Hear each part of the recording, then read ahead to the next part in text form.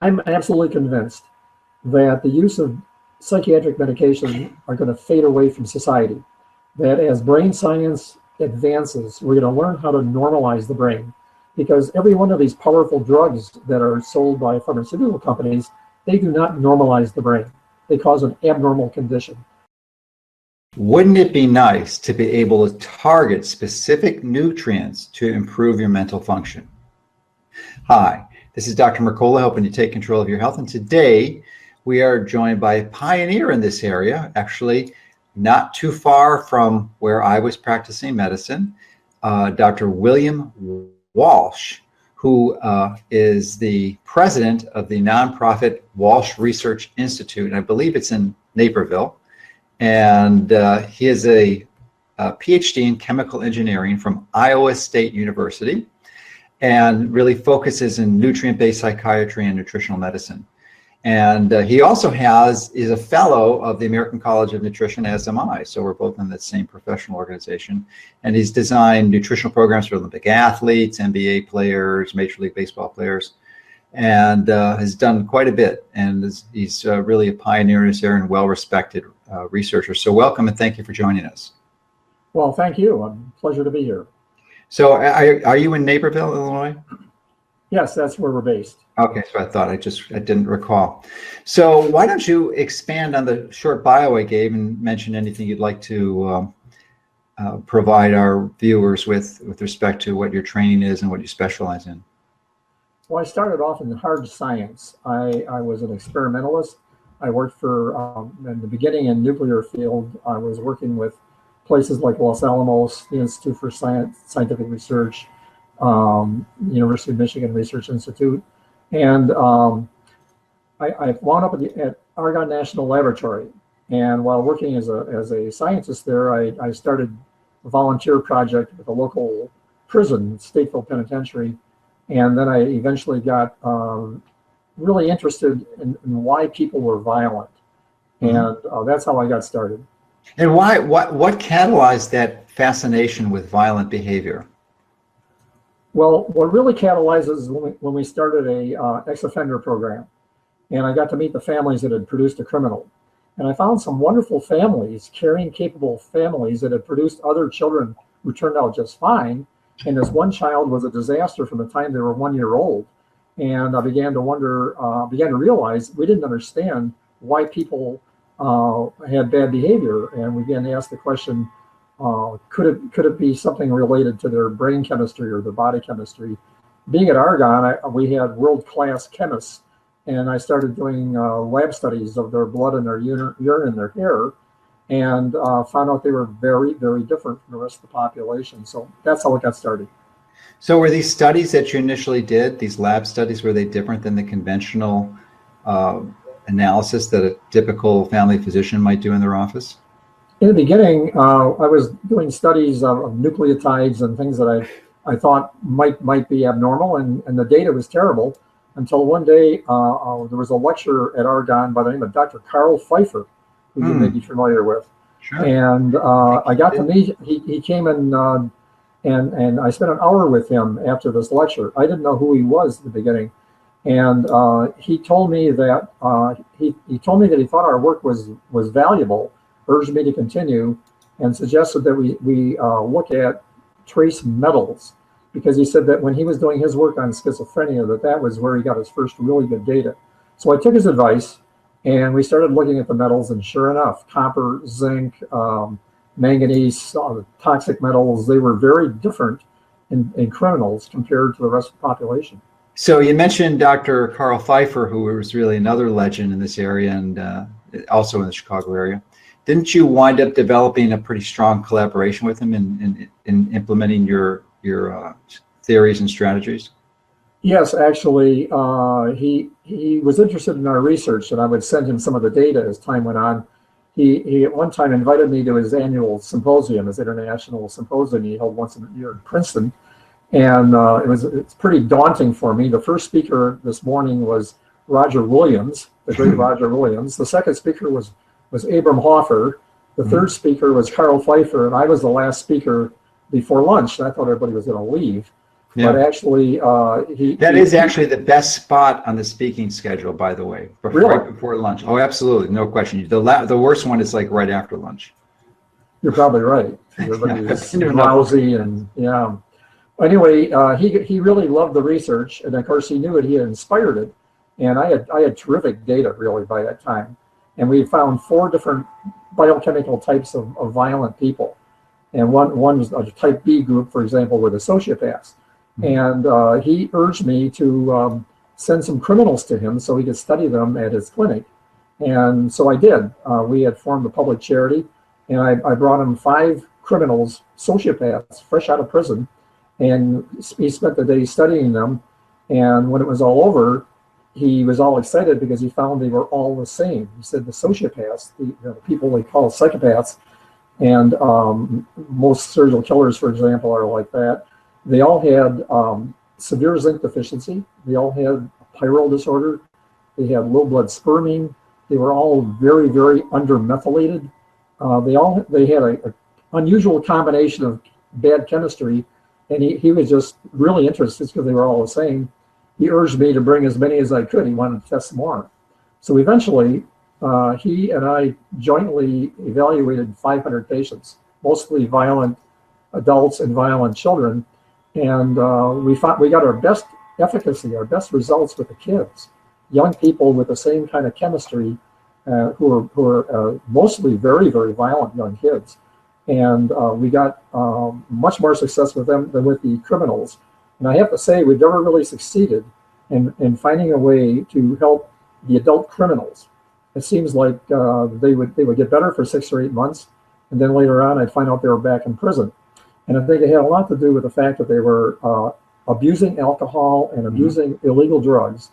I think their self-image had gotten ingrained too. But for whatever the reason, about 1990. We decided to focus on children and not on adult criminals, and it's been very successful. If we could get a child before their lives are ruined, before they pass puberty, perhaps, our success rate seems very high. We've done outcome studies. We published outcome studies for behavior in peer-reviewed journals. If we can get compliance, it's about 90% of these families and the doctors report a striking improvement in behavior. And most of these kids, of course, were on drugs, everything from Ritalin to psychiatric medications. And usually when we were finished and balanced their chemistry, they could wean them off the medication. They'd be fine without it, which is especially good. Right. So you transition from the violent criminals to children, and this initially aggressive children, but then you expanded that to those with autism and attention deficit disorder. Yeah, what first happened while working with Pfeiffer, one surprise was that not only did these kids' behavior get better, but a lot of them were terrible students, and academics got better. So then we knew we could help people with ADHD. But eventually Pfeiffer kept telling me every time I met, what we really needed to do is start an outpatient clinic in the Midwest for behavior, and eventually I realized he meant me. So eventually I did found a clinic which we called the Carl Pfeiffer Treatment Center, because he died just before we founded the clinic. He was going to actually evaluate and assist in the first 6 months of patients, but he died of a heart attack just before we opened. So that's how I got started. But because the name was the Pfeiffer. How old was he when he passed?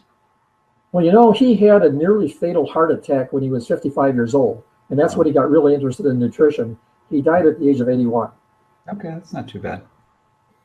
He said his doctors told him he wouldn't live that long, but he did because of the great nutrition. Yeah. Probably a few things that could have been peaked since then, but that's fine. He still added 30 years or 25 years to his lifespan. He did. What were some of the most common observations that you were able to find? Because that's likely going to be an issue with many people watching this. So aside from the zinc, is it methylation defects too, or? I've always been a numbers person, and I started amassing gigantic databases, and I think I have the world's largest chemistry database for autism, for depression, for behavior disorders, and when you look at these millions of chemical analyses of blood and urine and tissues, I mean, it's obvious that there are very great differences. Now, one of the really good things that happened is that I found out that for mental disorders, that about 6 or 7 chemical imbalances dominate mental function. I mean, there are hundreds and hundreds of important nutrients in the body, but in the brain function, there are about 6 or 7 that seem to dominate everything. And eventually I found out why. It was clear after a while that these are the very nutrients that are either involved in synthesis of a neurotransmitter or the functioning of a neurotransmitter. And they include methylation, undermethylation, or overmethylation. In our database, 70% of all humans in the United States have normal, typical methylation. 22% are undermethylated. By the way, that includes most doctors, scientists, heads of industry, great athletes, and 8% are overmethylated. And this, about 70% of all people with a mental disorder have one of these methylation disorders. The most common either over or under, not normal. Either or, yes, and the symptoms are completely different, and the treatment they need is completely different. We also find that actually zinc, people who are depleted or deficient in zinc, that's the most common that we see. I had a intern this summer check out 15,000 of our patients across the board for all these different mental disorders. And it turns out that the median zinc level was 76 micrograms per deciliter, whereas the ideal level is between 90 and 130. So virtually everyone with a mental disorder seems to need zinc and improve on it. Copper is really important. And the reason copper is important is that it's a major factor in the synthesis of norepinephrine, one of the major neurotransmitters. If you look at how it's formed, of course, in the brain from dopamine, and the enzyme needs copper in order to function, and so divalent copper plus plus is a dramatic factor in the ratio of dopamine and norepinephrine.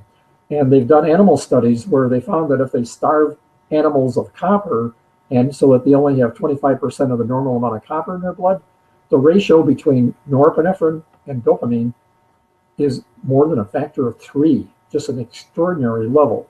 So most of us have the ability to homeostatically control copper. Some people don't have that ability. It all has to do with an enzyme called metallothionein that is genetically expressed. Some people don't have that system working.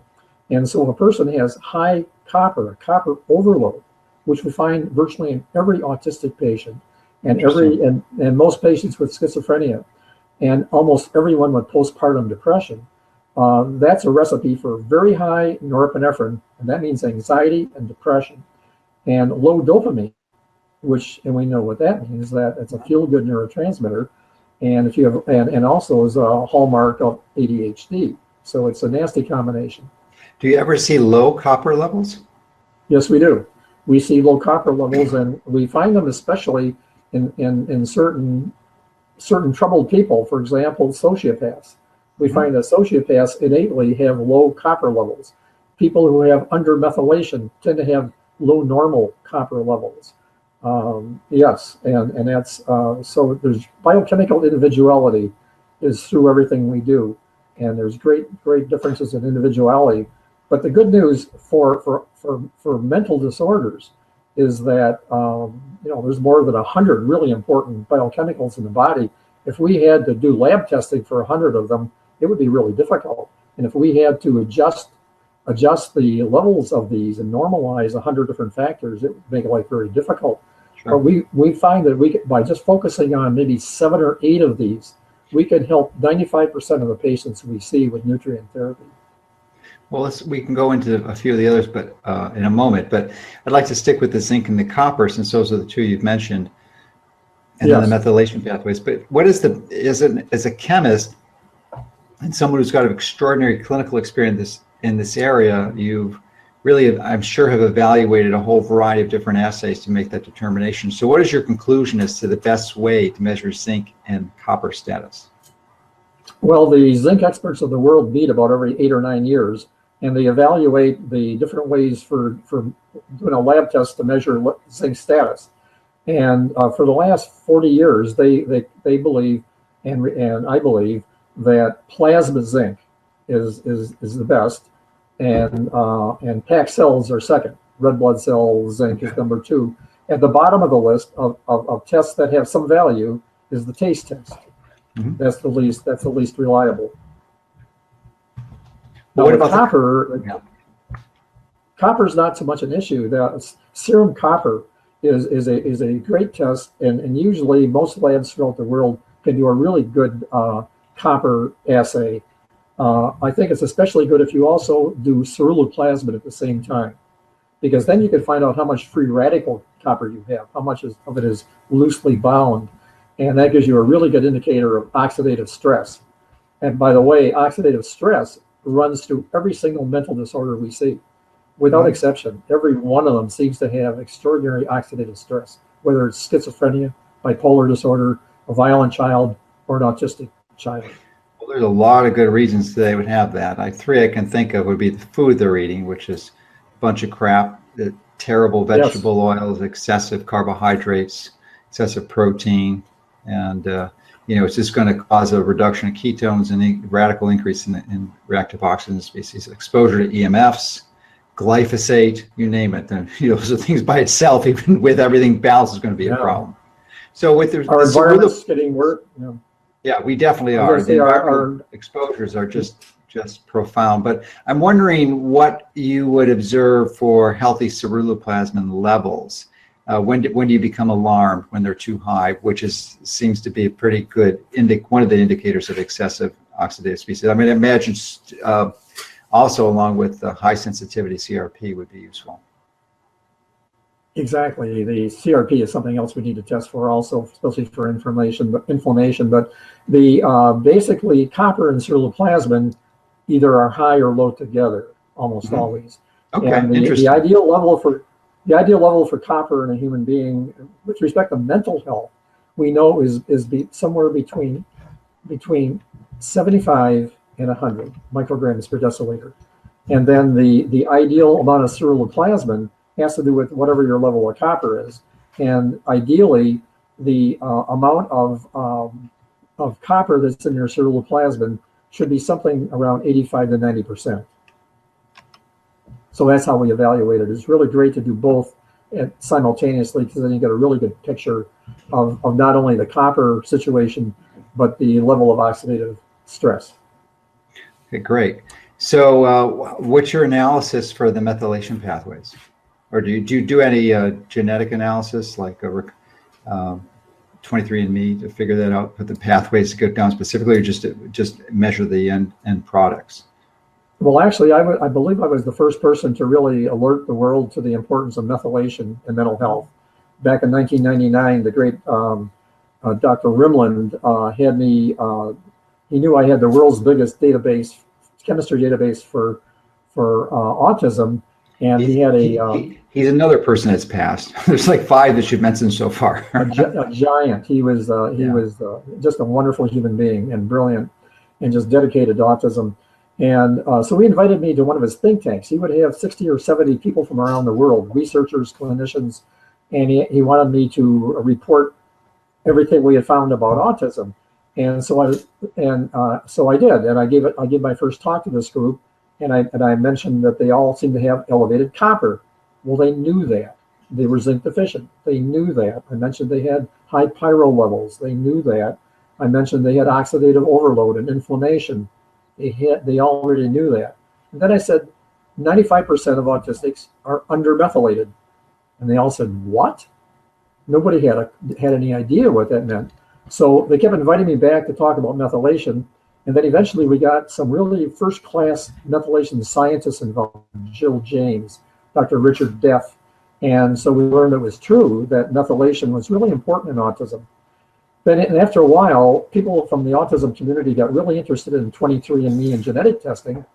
because undermethylation, the number one cause of undermethylation, are SNPs or polymorphisms or mutations in the enzymes for this complex methylation cycle, also known as the one carbon cycle. And the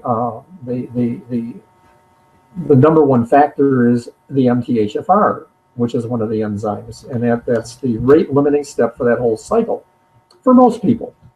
However, most human beings have enormous numbers of SNPs. The human genome now, they already found 10 million SNPs or mutations in the human genome. Every human being has thousands of these SNPs. And a really high percentage of people have even the more serious MTHFR SNPs, the 677T, the 1298 that people are always talking about. The thing that is often mistaken by nutritional scientists is that if a person has, say, the homozygous, the double copies of the 677T, it doesn't necessarily mean they're undermethylated. And it certainly doesn't mean that they will benefit if you give them methylfolate. And that's one of the problems that we're finding. And the reason is epigenetics. You have to consider the epigenetics and the methylation at the same time. And there are three nutrients that affect, or nutrient factors that affect epigenetics more than anything else. They include folates, methionine or SAMe, and acetyl coenzyme A. These have a really powerful impact on epigenetics. And what happens is that folates are serotonin reuptake promoters. So even if a person is undermethylated and has depression or anxiety or some problem related to low serotonin activity, you cannot give them folates, because if you do, their methylation will improve and the patient will get worse. And the reason is that epigenetically, folates, they act as what's known as deacetylase inhibitors, and they sharply lower serotonin activity. So the way it works out is that for autism, most autistics don't have a problem with serotonin. They thrive on methylfolate. And so a lot of the autism community is doing these genetic tests, and they benefit from it. However, there's at least 10% of these autistic children and adults get extraordinarily worse if you give them methylfolate. And the reason is they happen to also have a serotonin issue. So we've had thousands of patients who were undermethylated depressives. They might have, I've seen more than 3,000 cases of clinical depression. I've got this huge database. And the largest phenotype, the largest type of depression actually is undermethylation. But if you gave them any form of folate, it would get worse. Their methylation would improve, they would get worse because it affects reuptake. It has a dramatic impact on reuptake. And so we know that, for example, methionine and SAMe are natural serotonin reuptake inhibitors. They do essentially the same thing that Prozac and Paxil do. And folates have the opposite effect. Folates are wonderful if you want to knock dopamine level down in schizophrenics, for example, or people who have high anxiety, overmethylated people. It's counterintuitive, and it was a mystery for 30 years that bothered Carl Pfeiffer and Abram Hoffer and myself and a lot of other people. Why is it that some undermethylated people are intolerant to folates? And why is it that some overmethylated mental patients thrive on folates that improve methylation? It finally got solved in the year 2000 with the understanding of epigenetics. So thanks for expanding on that, but it sounds like it would not be a wise strategy for someone to take these bits of information and try to apply them themselves, because it could be a prescription for disaster, because you could go, it's easy to mix up and there's just so many different variables. So you have to be seen by a professional, I think, is the bottom line. But this is a good piece of information in your armamentarium that can help guide you to find the right professional to do this, because you've gotten so many good results over the years. You've treated, what, 6,000 autism patients, or you have access to the 6,500 cases. Yeah, that's a lot. I think it's the biggest in the world. Yeah, so that's and you said if they're compliant, you're getting somewhere close to 90% improvement rates. Is that what? Well, not with autism. That was Okay. behavior disorders. Those were Okay. violent children. The autistics. The problem with autism is that it's what I call an epigenetic disorder. Mm-hmm. It hasn't been proven yet, but I think it's a condition like a couple of others, like Mm-hmm. cancer, for example. We know is epigenetic. We know that schizophrenia appears to be epigenetic. These are disorders that come rather suddenly, like an autism regression. I've had these more than 6,000 families that have had an autistic child, and they speak of kids who were completely okay until they're maybe 20 months old, and then in a matter of a day or two, they change dramatically. So, and what I think happens is that they have a epigenetic gene regulation disorder in which the environmental stresses or environmental insults have permanently changed gene expression of several genes. And that's why they're so complex and why there's so many different problems like immune function, brain function, on with GI tract issues with autism. I think it's epigenetic and appears rather suddenly. Yeah, most likely one of the biggest causes of the epigenetic influences is mitochondrial dysfunction, which I just wrote a book on that is called Fat for Fuel. And so I'm quite familiar with some of these variables that can contribute to that. And so let's discuss what some of them might be for autism. From my perspective, there's a few. Obviously, the food they're eating, they're not burning fat as their primary fuel, not generating ketones, which have less reactive oxygen species. They're exposed to electromagnetic frequencies, unhealthy, non-native ones. That is a major issue, which will clearly increase reactive oxygen species. And then glyphosate and Roundup, and then heavy metal toxicities and vaccines. So there's 5 that are most likely powerful variables in the manifestation of this. And I'm wondering your perspective on those and any others that you're familiar with.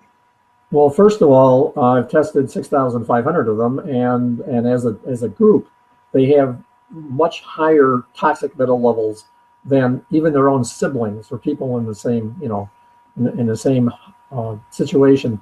They're overloaded in toxics, and I believe the reason why is that they are born with a vulnerability to toxics that's higher than most.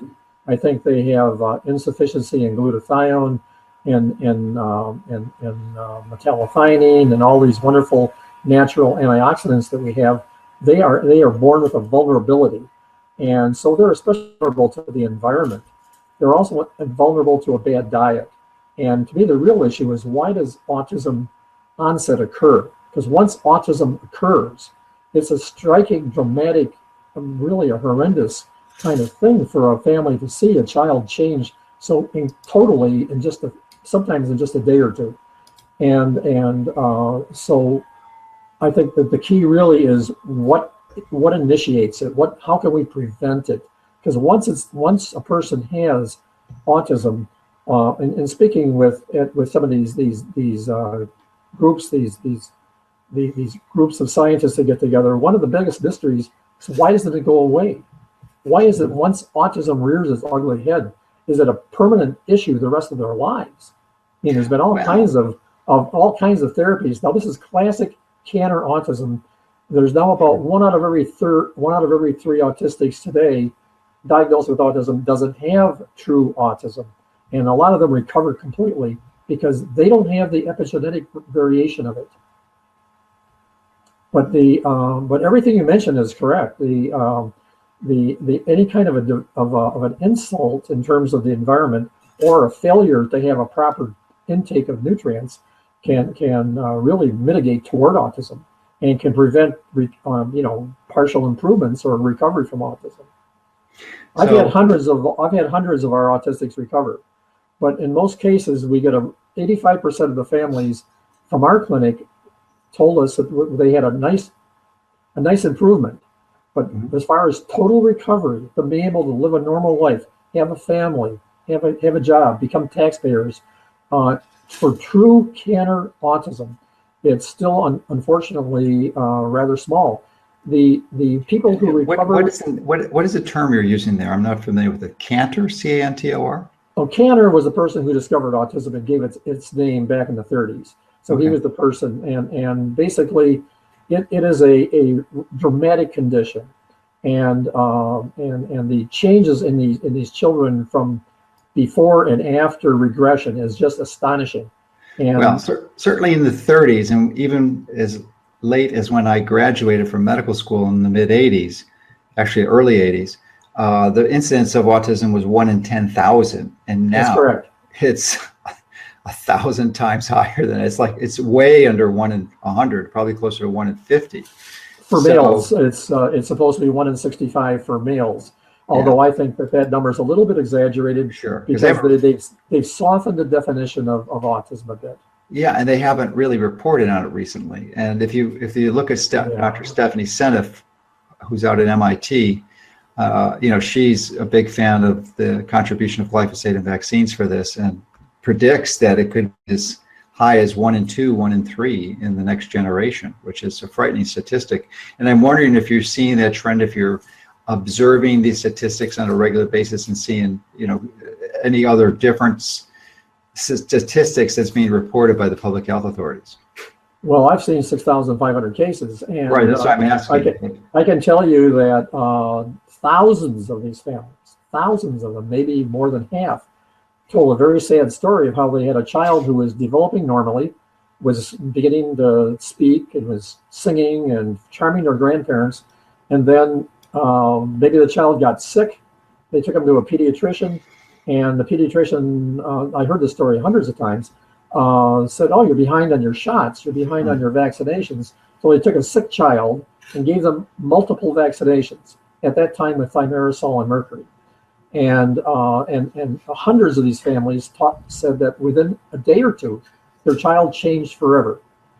They lost all speech, their personality changed, they became sick, they became intolerant to certain foods, and they were just very troubled human beings, little human beings. And when they went to the doctor, eventually they wound up with the diagnosis of autism, and were told that it was incurable, that there was no hope really for recovery. I mean, I've heard it's a lot of human misery when you talk to these people. It's just a shocking, terrible thing. But the condition, what I call Kanner autism, is true autism, the severe epigenetic disorder autism, which is what most of them were before 1995. I've done a number of experiments on toxic metals. I got bothered by all this debate about mercury and whether mercury was still in these children's brains because of the vaccinations. And so I decided to do an experiment, and I was the first person to actually measure it. I got little samples of brain tissue from Johns Hopkins, and using the argon facility called the Advanced Photon Source. By the way, it cost $1.6 billion for this device. We actually measured carefully. I got more than 1 million accurate chemical analyses of autism brain tissue compared to typical children. And one thing we looked for was mercury. Now, every one of these children that had autism that we studied had thimerosal. The mercury was gone. We couldn't find it. But this was years later. The half-life of mercury in the body is 42 days. The half-life of mercury in the brain, methylmercury, 70 days. So I think what it amounts to is that mercury is a terrible, well, it's a poison. It's a terrible insult. And I think these vulnerable kids should never be exposed to it. And however, it doesn't stay in the body, and it doesn't do continuing damage. I think after a year or so, it's left the body. And even though there are tens of thousands of families who are trying to take therapies that'll take the mercury out of their child's brain when it's no longer there. So have you found any detoxification interventions that have been particularly helpful, like near-infrared sauna, detoxification foot baths, a variety of chelators, in conjunction with that? Have you found anything that's particularly useful? Yes, I have. And because these children also have extraordinary copper-zinc imbalances, that means that the metallothionein protein is not functioning. Metallothionein has the job in the body of homeostatically controlling copper and zinc. And it's radically abnormal for autistic kids as a group. I presented that at the American Psychiatric Association about 15 years ago. So what I developed was a metallothionein promotion nutrient therapy, a formulation of 22 nutrients that we know enhance the genetic expression of metallothionein and also enhance the function of metallothionein once it's in the body. And we used that on more than 2,000 autistics, and we found that it certainly made an improvement in the outcomes that we got with our population. So it's a supplement to use that in conjunction with then the more conventional detoxification strategies that a lot of clinicians are using? Well, the most important antioxidants in the brain are somewhat different from the rest of the body. I call them the three musketeers, and it's glutathione, metallothionein, and selenium, and it's specific to the brain. And glutathione is the first line of defense. The problem is that selenium is not an antioxidant, though. It really is an indirect one because it increases glutathione levels. Well, it also enhances the function of metallothionein, the joint function of glutathione and metallothionein, which work together hand in hand, and especially in the brain. And glutathione is the first line of defense. The problem is we don't have a high supply of glutathione. It comes from our diet. And for example, the autistic kids have very little. That's such a poor diet. It's hard to get them to eat anything. So the thing is, with the oxidative overload, you quickly run out of glutathione. So what happens when you run low on glutathione in your brain? The brain senses this, and you genetically express and shower the brain with metallothionein. Metallothionein doesn't work unless you have oxidized glutathione. It's a hand and glove situation, and it's the backup system for glutathione in the brain. And we know that without selenium, that whole system doesn't work well. You're right; it's an indirect. It's not an antioxidant by itself. So that I think is for brain function is especially useful. Of course, we have catalase, we have NAC, we have a whole army of wonderful antioxidants. Well, I believe one of the other bottleneck nutrients to have your body produce glutathione would be cysteine, or the sulfur. So do you use that like in the form of NAC? Do you use that? NAC is a great way to do that. There's a lot of nutritionists who feel that that you need the methylation cycle to function to get enough cysteine and therefore enough glutathione. And it really isn't true. You could have a complete blockage of cystathionine, which then leads to cysteine and then glutathione. You can have zero glutathione, and there are two processes in the liver that will still typically enable you to have enough cysteine and glutathione. Okay, good. So you like NAC and selenium. I think most people would benefit from being on a selenium supplement. It's kind of foolish not to be. It's something I take every day. It's a trace mineral, so you don't need much, and it's easy to overdose on. So we're talking about micrograms, maybe 200 micrograms, 250 micrograms a day. Yeah, of all the metals, it's the one with the narrowest division between deficiency and overload.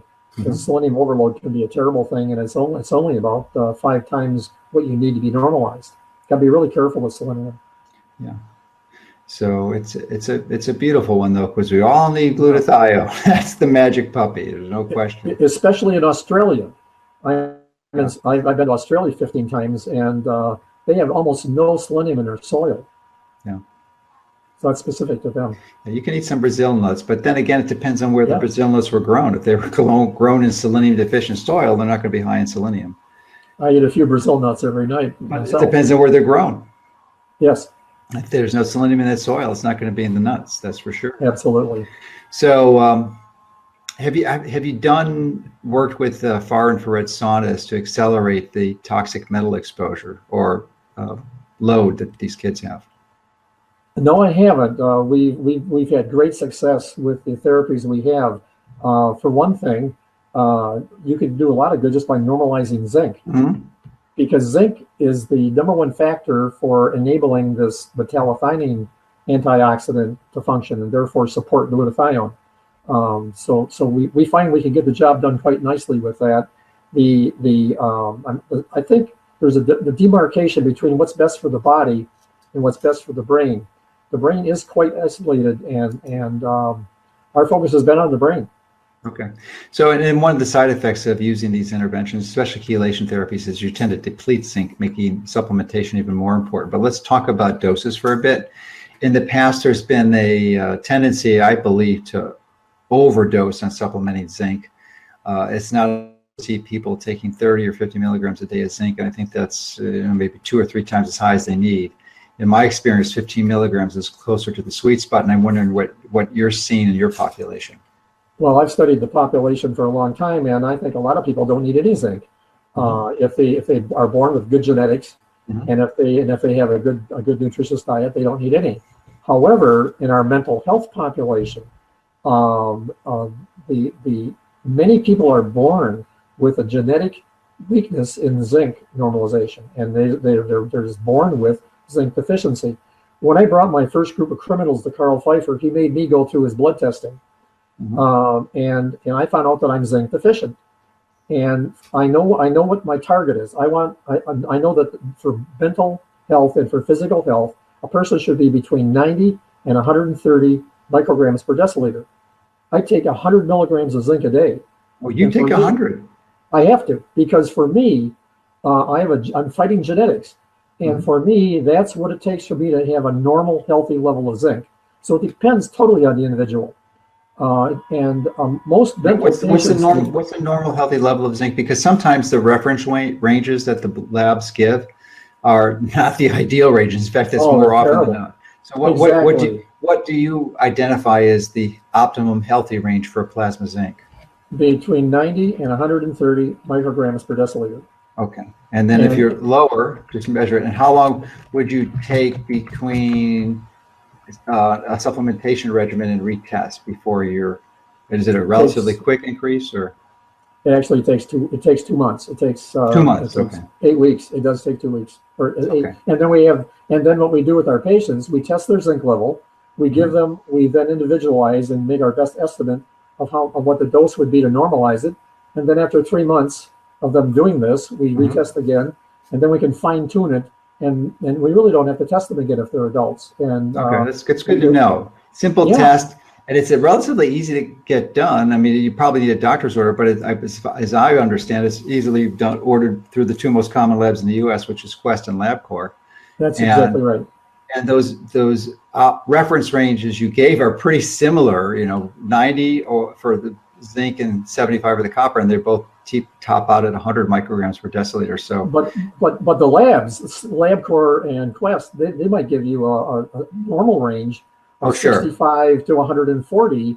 Those are 2 sigma ranges. That's 95% of the population. So if you're at the bottom of the range, only 2.5% of the population are that 2.5% are that low. Yeah. So there's, as you said, they are far from. There's a range, and that's why I was really careful in being certain that I asked you for those, because exactly, we know that for so many of these other tests, the 2 most common ones that at least have a significant influence on human health, from my perspective, are vitamin D, which still many experts get wrong. I mean, the true experts know it, but the conventional physicians are clueless. I mean, we just published an article recently where some supposed expert was saying that even levels as low as 20 nanograms per milliliter was normal, and that's just severe outright deficiency. And then ferritin too. It's just, I don't know if you looked at iron levels or ferritin levels. We do. I'd love to get your input on that, because from my perspective, it's a different population. Premenopausal women and children are excluded because they typically have low ones, but adult men and postmenopausal women, different issue. So many of them are iron toxic, and that's assessed through high elevated ferritin levels. And I'm wondering what your experience with that is. Well, first of all, with vitamin D, we test everybody for vitamin D. And I agree completely with you. I saw somebody with a level of 7 2 weekends ago. 7. That's rickets, essentially. That person will get rickets. And I've been training doctors in Norway, and you can imagine what their vitamin D levels are. They're incredibly low because they don't get any sunlight. Yeah, well, Chicago's not much better. not last month, certainly, but that's something we have to test everybody for. We look at ferritin. We find that ferritin is especially abnormal in people with what we call a pyrrole disorder. people who have a genetic imbalance that tends to strip zinc and B6 out of the body. And it's, I think about 8% of the population have it to some degree. And how do you test for a pyrrole disorder? There's a urine test that was developed by Abram Hoffer and Dr. Pfeiffer many years ago, and that still is the gold standard test for pyrroles. And it's a genetic disorder.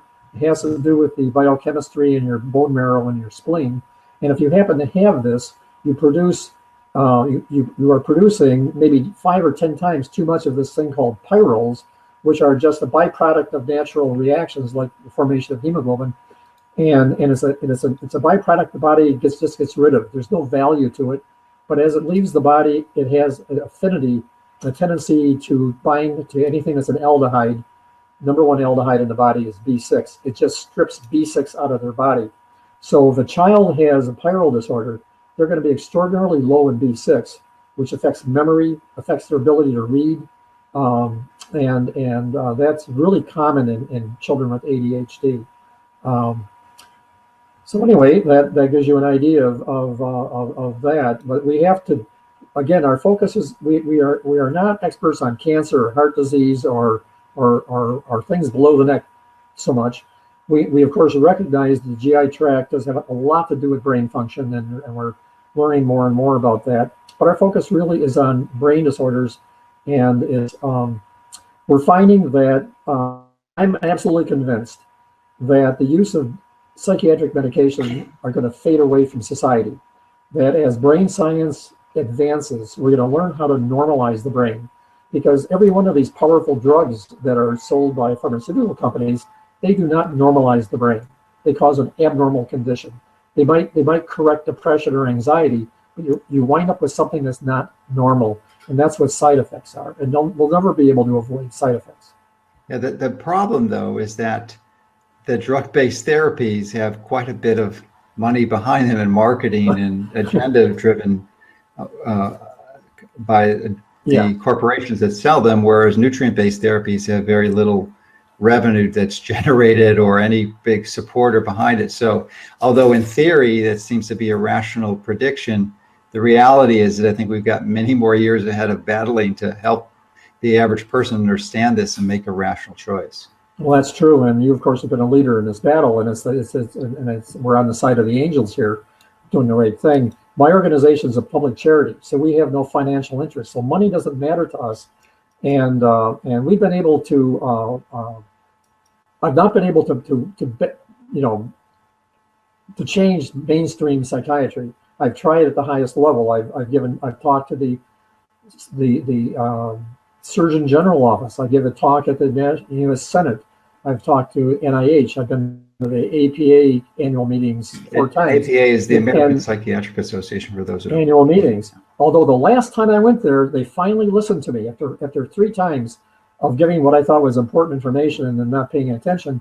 I was there about 2.5 years ago, and I gave an invited talk on depression, where I basically explained to them they're doing depression all wrong, and they actually listened to me. And what I explained to them is I showed them our huge chemistry database and explained that depression is a name given to at least 5 completely different disorders, each involving different symptoms and each involving different neurotransmitters that are malfunctioning. And then I describe each one of these biotypes and actually show them that if they would simply do some inexpensive blood and urine testing, they could identify which people would be good candidates for an SSRI or which ones would do better on a benzodiazepine, but even more importantly, how they could correct it with nutrients.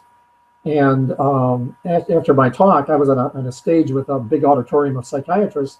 There were 17,000 psychiatrists at this meeting from all over the world. And I was one of 4 speakers, and the guy who was moderating said that the speakers agreed to hang around afterwards if anybody wanted information. And there was a big rush of them came forward. All of them wanted to talk to me, all these psychiatrists. I have this training program for doctors that we've been doing, an international doctors training program, and we are now getting a flood of psychiatrists doing this. We have trained in the USA in the last year, I believe, 45 psychiatrists. we've now got 500 doctors throughout the world who are doing this, and I think this is a ground up way to get this done. Because you're right about the You only have 15,000 more to go, or 20,000. It's a start. It's a start. Yeah, it's a start. You got to start somewhere. We all got to do what we can, the best we can. So, you know, I wanted to had a question about the shooters too, these school shootings. There's been a number of them, and I'm wondering what your take on it is. Is it a combination of these biochemical pathway aberrations? Or they're taking antidepressants, or the combination of both? Well, I've done a study, as others have, of the last 50 school shootings in the United States since 1990, and there's been 50 major ones, Columbine and a few others. And what we know is that based on research done by lots of people, that 42 of these cases involved children, people who did not have abnormal behavior until they were roughly teenagers, and that 42% of them had been taking an SSRI antidepressant. And when I actually discussed this in 5 minutes before at the APA in front of the psychiatrist, and I tried to explain to them that they could do lab testing. It's the over-methylated low folate depressants who are intolerant to SSRIs. They're intolerant to it, and they can do a blood test, and they can find out which children or which adults are likely to become violent if they get an SSRI. I've written this several times, published it in magazines, and I think you and I understand this and believe it, but it's so hard to fight the pharmaceutical industry that when Columbine happened and the killings in Connecticut, was it Connecticut? The chief of police said that he had found a lot of bottles and medical. He had found that this young man had been taking medication, and they thought it had all become clearer when all it became known. They've now embargoed that information. You cannot find out what this young boy took before he went in and killed all those children and a teacher. I'm sure he was taking an SSRI. I'm quite certain that he was almost certainly an over-methylated depressive who should have never taken it. Even though even the inserts on, if you buy a Prozac or Paxil, the insert inside warns that some of this, that some of people will be, some teenager boys are prone to suicidal or homicidal behavior. We now know which ones they are. So it clearly is not the cure for it. It's just a symptomatic band-aid for some, and for others it could be making the problem much worse. So if someone wanted to find more information about what you're doing, you've written the book Nutrient Power, which has been out for a while now, and you also it's now available in 6 languages, and it's actually that's all just 6 languages only. Yeah, you probably have some in 30, but it's growing, and I'm told by Amazon that the sales keep increasing, which is good. That's good. But the book Nutrient Therapy tells a lot of this. Our website is walshinstitute.org, and it's getting increasing number of views. Maybe we've got about 100th as many as you do. And I want to compliment you, by the way, on that. I think you're leading the way in getting the word out to the public, and I think that's great. If people who want more information could contact Dana, D-A-N-A, at walshinstitute.org. We're a public charity. Or there's a phone call if somebody wants to call us. They won't get to me directly, but they can I give the phone number? Sure, okay? Absolutely. Sure. It's 630-506-5066. And that will get someone who will try to get whatever answers a person would like. Our website does have a resources section that recommends quality labs, compounding pharmacies, and a list of doctors who we've trained who are now able to do this kind of therapy. So, sure. And we just this last weekend, 2 weekends ago, we did our 500th person, and our goal, we think we'll have another 500 or 1,000 in 5 years. We got doctors from, I think, 32 countries now doing this. We got a great doctor from the Sultanate of Oman, and people from Egypt and Nigeria. And we certainly need all those areas. So that's great. You're creating that awareness and educational information training that these clinicians can help their patients with. So thank you for doing that. And we've got the resources that you've just provided. So if anyone's interested in pursuing this and having this as an additional therapy that can be implemented, then I would encourage you to contact Dr. Walsh's Institute. And thank you for what you do.